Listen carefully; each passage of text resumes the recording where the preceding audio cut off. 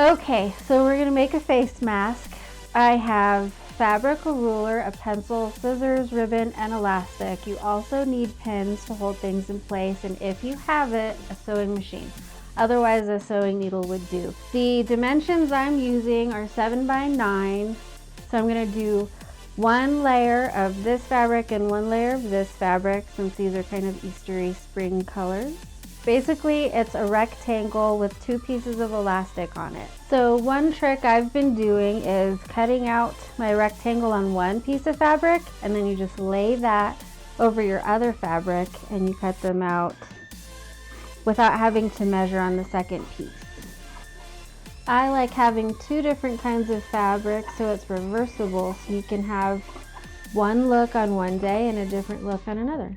So I was lucky enough to have some fabric laying around, but if you don't have fabric, you can use an old t-shirt, a pillowcase you don't like to use anymore, bed sheets, or whatever fabric you have laying around. So the tricky thing to remember is the fabric you want on the outside, you're going to put on the inside like a sandwich.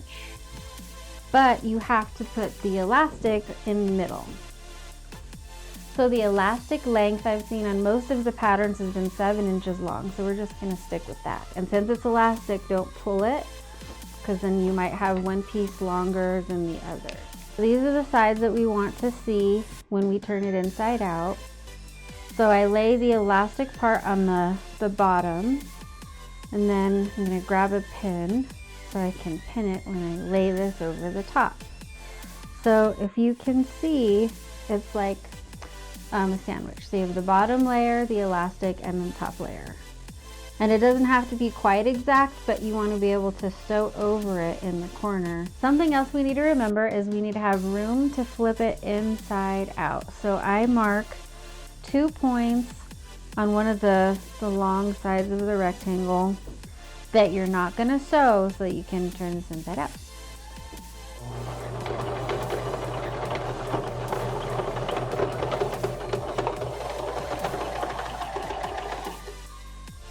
Make sure that you backstitch over your elastic, since it's going to be tugged and pulled on more than once to make sure it's secure.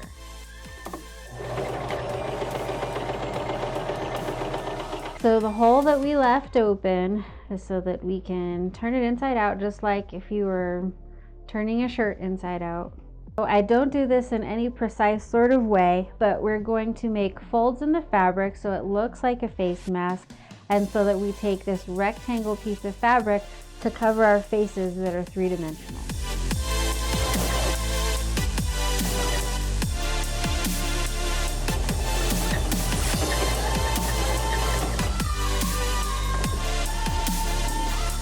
Okay, we're all done. And here's the finished face mask.